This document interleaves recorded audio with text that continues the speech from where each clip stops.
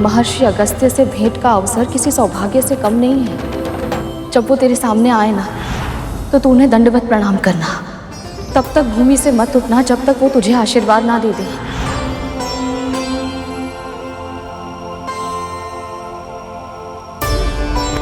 प्रणाम महर्षि। उठो बालक। क्षमा कीजिए, परंतु जब तक आप अपना हाथ मेरे शीश पर आशीर्वाद के रूप में नहीं रख देते, मैं नहीं उठूंगा।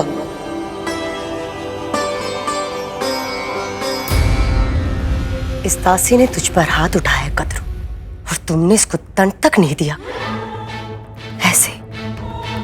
ऐसे नियंत्रित करी तुम इस विंता और उसके पुत्र को। मैं मानती हूं कद्रू कि क्रोध ना करके तुम अपनी जीवित पुत्रिका के व्रत को व्यर्थ नहीं करना चाहती, क्योंकि तुम्हारे पास ये अंतिम उपाय है अपने पुत्रों के प्राण बचाने का। और यदि तुम इन दोनों को उनकी मर्यादा नहीं सिखाओगी तो देखना कद्रू, ये दासी एक दिन तुम्हारे शीश पर बैठकर राज करेगी और तुम सिर्फ चुपचाप देखने के सिवाय कुछ नहीं कर पाओगी। ये स्वयं तुम्हें थप्पड़ मार सकती है। तो कल्पना करो कि भविष्य में वो अपने विशाल विकट पक्षी से क्या क्या करवाएगी। तुम हंस रही हो कद्रू? स्वर्ग में तुम्हें बहुत अच्छी नींद आती होगी ना दीदी। तुम्हें स्वप्न देखने की इतनी लत लग चुकी है कि तुम दिन में भी स्वप्न देखने लगी हो। एक तो दिवा स्वप्न, ऊपर से इतना आनंददायक। हंसू नहीं तो क्या करूं?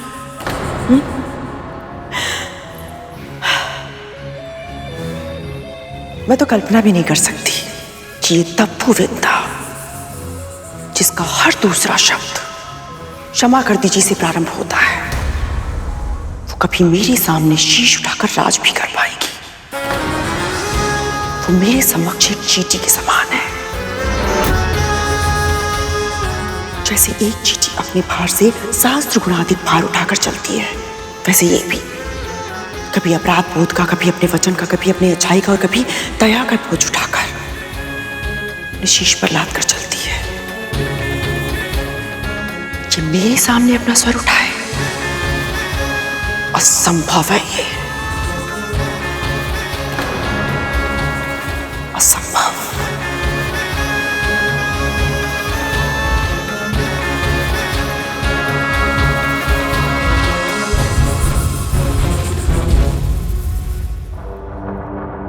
सही कहा तुमने कद्रू।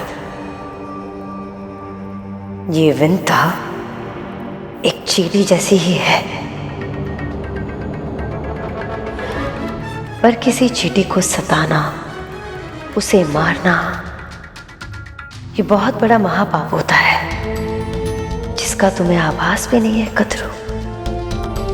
कद्रू कद्रू, बहुत बहुत धन्यवाद ऐसा उपाय देने के लिए। अब देखना कद्रू, ये छोटी सी चींटी ही तुम्हारे इतने बड़े व्रत को कैसे भंग करती है। बड़े ही हठी बालक हो तुम। आपसे हट करने की धृष्टता तो मैं स्वप्न में भी नहीं कर सकता।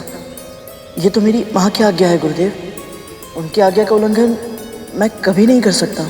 गुरुर् ब्रह्मा गुरुर् विष्णु गुरुर्देवो महेश्वर गुरु साक्षात परब्रह्म तस्मै श्री गुरुवे नमः। जिन गुरु के आगे त्रिदेव भी सम्मान से शीश झुकाते हैं, तुम उन्हीं गुरु की आज्ञा से अधिक अपनी माँ की आज्ञा को महत्व दे रहे हो। श्री गंगा जी के समान कोई और तीर्थ नहीं, श्री विष्णु के समान कोई और प्रभु नहीं, शिव के समान कोई पूज्य नहीं और माँ के समान कोई और गुरु नहीं। आप मेरे समानीय है गुरुदेव, परंतु संसार में माँ का स्थान कोई और कैसे ले सकता है भला? आप ही बताइए। तुम्हारी माँ ने तुम्हें उत्तम शिक्षा दी है गरुड़।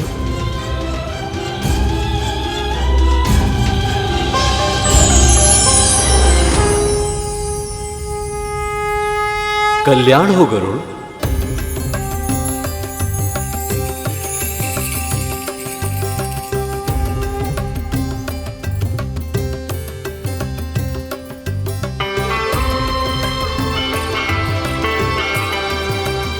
महर्षि, आप मुझे पहचानते हैं?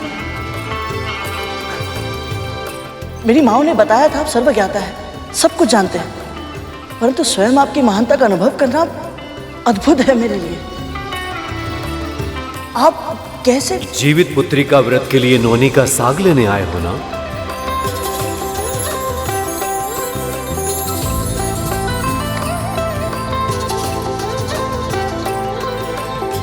ये रहा, ले लो।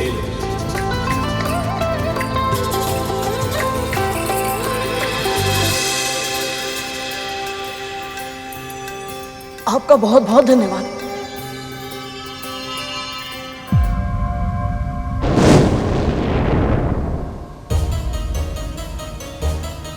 महर्षि,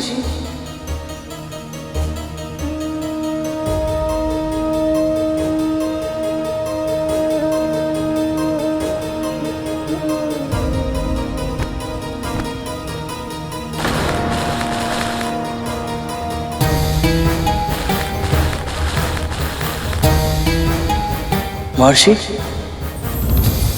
सही टोकरी पहचान लो और नोनी का साग लेकर जाओ।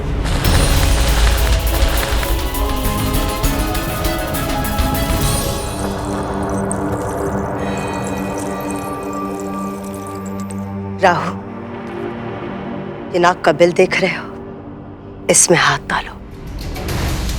माँ, अब मैंने क्या किया? मुझे किस दोष का दंड दे रही हैं आप? दोष, दंड? क्या कह रहे हो तुम? माँ, ये दंड ही तो है। मैं नागों के बिल में हाथ डालूंगा तो नाग डस लेंगे मुझे। नाग डसने के लिए बिल में भी तो होने चाहिए ना राहु। वो महल में है, अपने अर्धमृत्यु भाइयों की सेवा कर रहे हैं, समझे?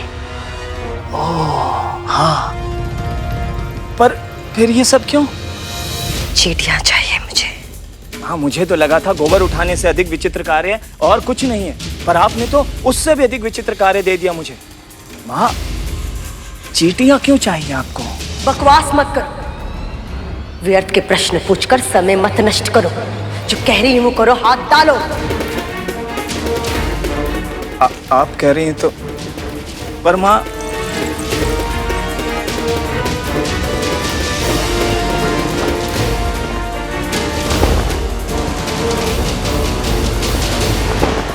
छी, माँ, ये चींटियां कैसे चल रही है मेरे तन पर?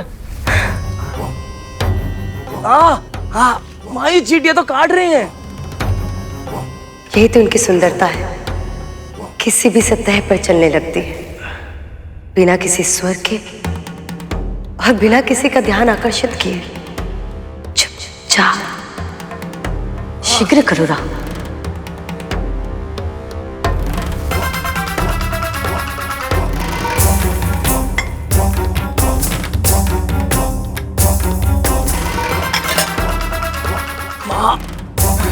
पकड़ो, अब चलो।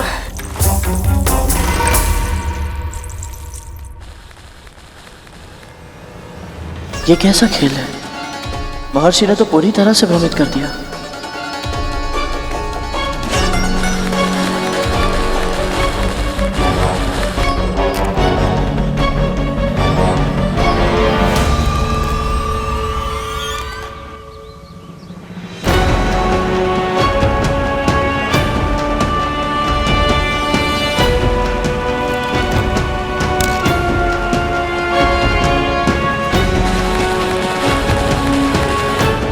ये अंतिम अवसर है गुरु। यदि तुमने इस बार चूक कर दी तो तुम्हें नोनी का साग लिए बिना ही लौटना होगा।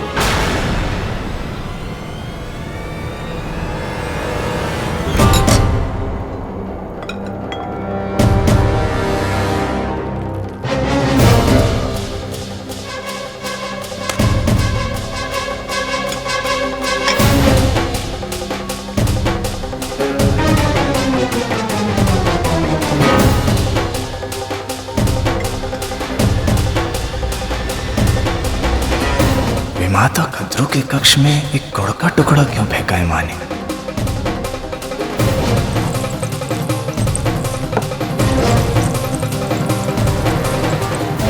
राहु, पकड़ो इसे ध्यान से।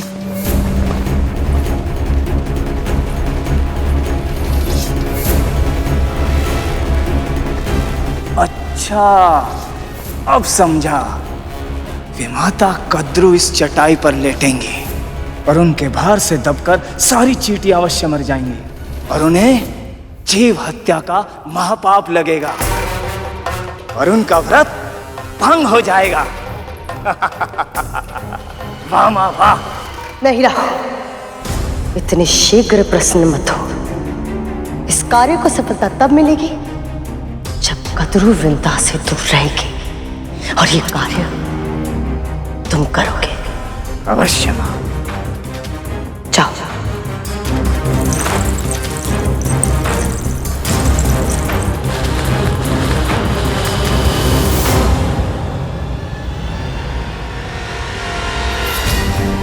सूर्यदेव भी अब किसी भी क्षण अस्त हो जाएंगे।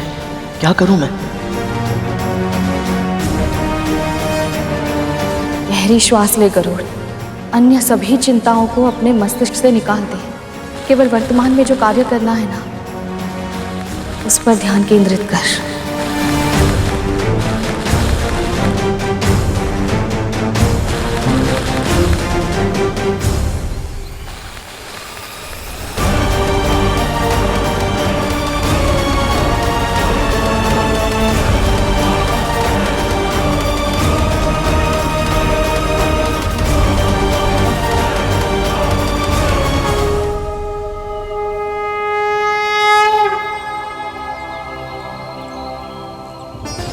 क्षमा करें गुरुदेव, मैं समझ गया। जब तक आप मुझे सिखाएंगे नहीं, मैं सही टोकरी चुनने में असमर्थ हूं। अच्छा शिष्य बनने के लिए उस व्यक्ति को सबसे पहले ये स्वीकार करना चाहिए कि उसे इस विषय का ज्ञान नहीं है और उसे सीखने की आवश्यकता है। व्यक्ति में विनय का गुण हो तभी वो ज्ञान प्राप्त कर सकता है।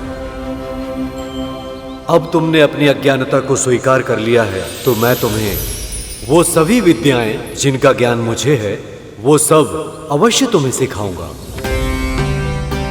किंतु अभी ये लो, ये नौनी का साग अपनी मां के लिए ले जाओ।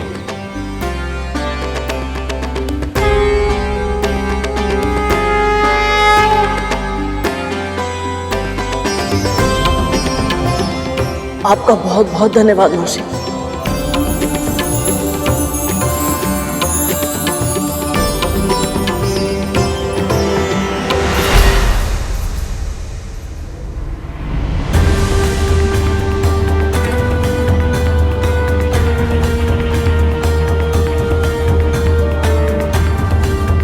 तुम गुरु से तब तक कुछ प्राप्त नहीं कर सकते जब तक कि तुम गुरु दक्षिणा न चुका दो।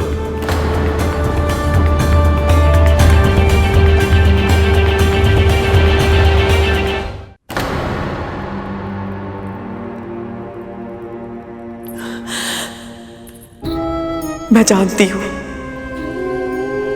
आज तुम सब बहुत कष्ट में हो। जीवन के लिए इतना संघर्ष करना होगा,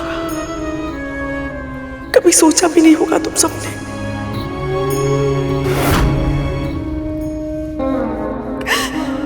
और इस संघर्ष में इतनी आसानी पीड़ा, इसकी तो कल्पना भी नहीं की होगी। किंतु स्मरण रहे, तुम सबने कद्रू की गर्भ से जन्म लिया है। इस सृष्टि में आने का एक ही उद्देश्य है तुम सबका, त्रिलोक पर शासन करना। तुम सब हार नहीं मान सकते। नहीं, अपने आंतरिक बल को संचित करो मेरे पुत्रों, संचित करो। शीघ्र ही मेरा व्रत पूरा हो जाएगा, तुम सब फिर से जी उठोगे। बस तब तक के लिए। कद्रू, ये सब तुम्हें सुन नहीं सकते। पर क्यों दीदी? जब डिम्बे थे तब तो सुन लेते थे ना। फिर अब मेरा स्वर इन तक क्यों नहीं पहुंचेगा? हाँ, मैं जानती हूं अभी ये केवल मुझे उत्तर नहीं दे रहे हैं, किंतु मुझे पूरा विश्वास है ये सब मुझे सुन पा रहे होंगे। कद्रू, तुम्हारे मन में जो बवंडर उमड़ रहा है उसका अनुमान है मुझे, पर यदि तुम पीड़ा में इस तरह डूब जाओगी तो तुम्हारे पुत्र को स्थिति से बाहर निकलने के लिए जो उपाय है, तुम्हारा व्रत कैसे कर पाओगी? पूरे दिन से तुम कितना थक गई हो, तुम्हें आभास भी है नहीं ना? और कल तुम्हें ब्राह्मणों का भोज का आयोजन भी तो करना है। अब चलो चलो कद्रू, विश्राम करो। माँ, मैं जानता हूं आपका मन विचलित है, पर माँ, तन को नींद की आवश्यकता होती है। अभी आपका व्रत समाप्त नहीं हुआ, कल आपको ऊर्जा की अधिक आवश्यकता पड़ेगी। जी माँ, अपने लिए ना सही, हमारे लिए, हमारे भाइयों के लिए स्वयं के ऊपर इतना अत्याचार मत कीजिए माँ। चलिए तनिक विश्राम कर लीजिए। चलिए माँ।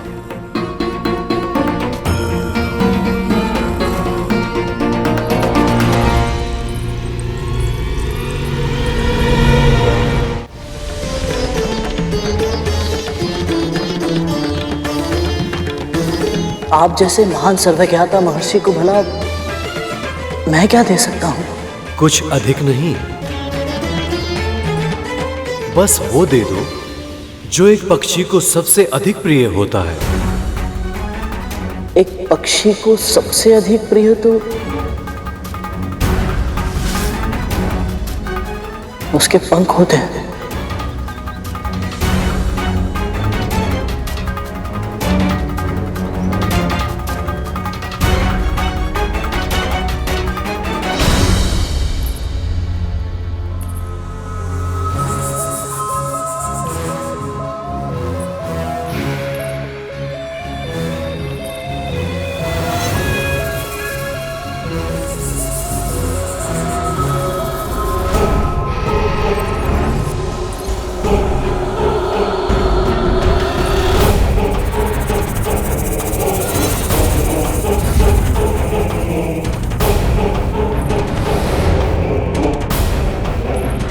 जैसे ही कद्रू इस आसन पर विश्राम करेगी, उसके भार से अनेक चींटियां मर जाएंगी और जीवित हत्या के दोष में उसके जीवित पुत्रिका का व्रत टूट जाएगा।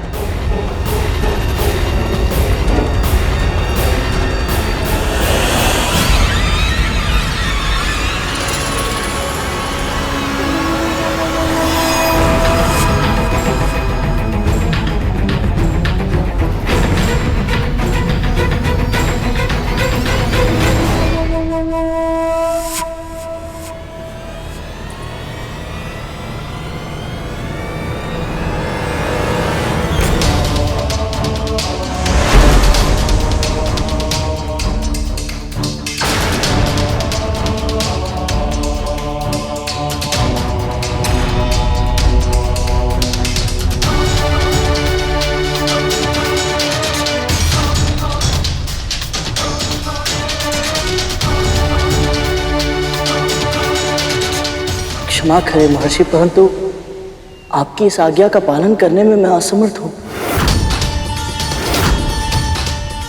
मुझे लगा था तुम में इतने संस्कार तो अवश्य होंगे कि तुम अपने गुरु का सम्मान करोगे, अपने कर्तव्यों का पालन करोगे और अपने वचन को पूरा करोगे, पर तुमने मुझे निराश किया है गरुड़।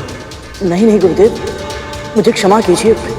मेरे कहने का यह अर्थ नहीं था कि मैं आपको गुरु दक्षिणा नहीं देना चाहता। मेरा तात्पर्य तो बस ये है कि मैं चाहकर भी आपको दक्षिणा नहीं दे पाऊंगा। मेरे ये पंख बहुत शक्तिशाली है गुरुदेव। कोई भी साधारण तलवार इन्हें काट नहीं सकती। ये कोई साधारण तलवार नहीं है गरुड़। जहां इच्छा होती है वहां साधन अपने आप उत्पन्न हो जाते हैं गरुड़। इस संसार में ऐसी कोई वस्तु नहीं जिसके सामने इस तलवार की धार हार जाए।